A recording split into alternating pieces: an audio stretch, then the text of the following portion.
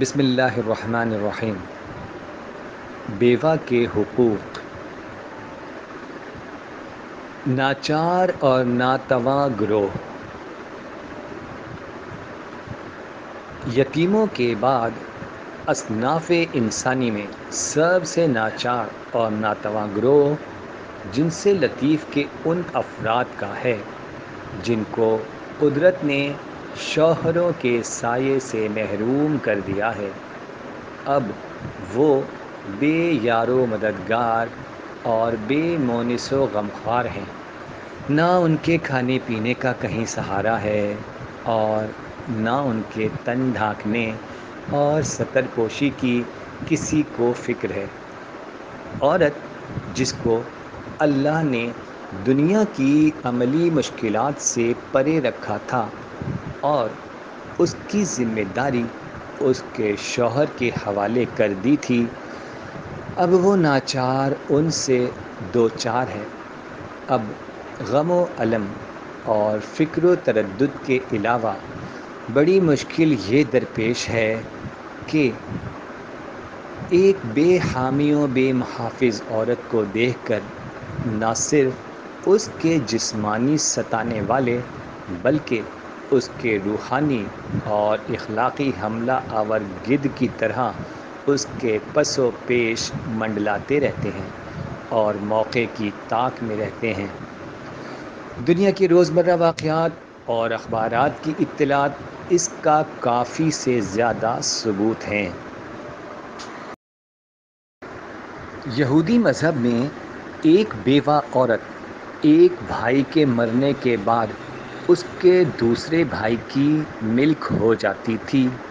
وہ جس طرح چاہتا تھا اس سے معاملہ کر سکتا تھا۔ عورت کی مرضی کو اس زن و شوئی کے مجبورانہ تعلق میں کوئی دخل نہ تھا۔ عیسوی مذہب میں یہ جبری قانون تو جاتا رہا مگر وہ کوئی دوسرا ایجابی پہلو پیش نہ کر سکا۔ ہندوؤں میں اب اس کی زندگی کی ضرورت نہیں سمجھی جاتی تھی۔ اب اس کو اپنے شوہر کی چتا سے لپٹ کر بے موت مر جانا چاہیے، اور اگر زندہ رہے تو اس کی صورت یہ ہے کہ وہ دنیا کی تمام آرائشوں اور لذتوں سے علیحدہ ہو کر ساری عمر سوگ میں گزار دے۔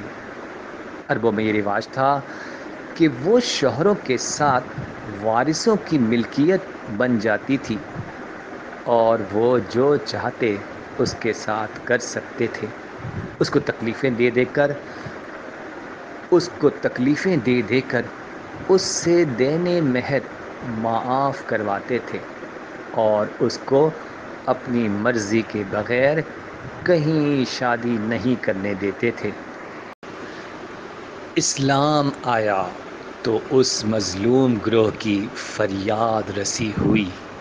اس نے سب سے پہلے تو یہ کیا کہ ان کے غیر محدود سوگ کے زمانے کو محدود کر دیا اور صرف اتنی مدت تک کے لیے رکھا جس میں تھوڑا بہت اس کا طبعی غم فراموش ہو سکے اور یہ بھی پتہ لگ سکے کہ اس کو اپنے شوہر سے کوئی حمل تو نہیں۔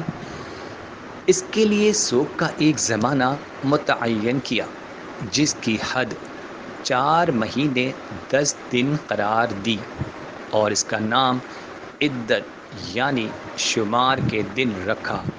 اس مدت کے گزر جانے کے بعد قانونی حیثیت سے اس کو ہر قسم کے جائز زیب و آرائش کی اجازت دے دی۔ اس کا دین مہر اگر اب تک ادا نہ ہوا ہو تو اس قرض کا ادا کرنا اس کے شوہر کے ترکے میں سب سے اول ضروری ٹھہرایا۔ پھر اس ترکے میں سے اگر شوہر کی اولاد ہو تو عورت کو 8واں حصہ اور نہ ہو تو 1/4 حصہ دلوایا۔ عورت کو اپنی دوسری شادی کے متعلق پوری آزادی بخشی اور اس کے سر سے دیوروں اور شوہر کے دوسرے عزیزوں کی ہر قسم کی جابرانہ حکومت کا قلع قمع کر دیا اور ان تمام امور کو نہ صرف اخلاق بلکہ اسلام کے قانون کا جز بنا دیا۔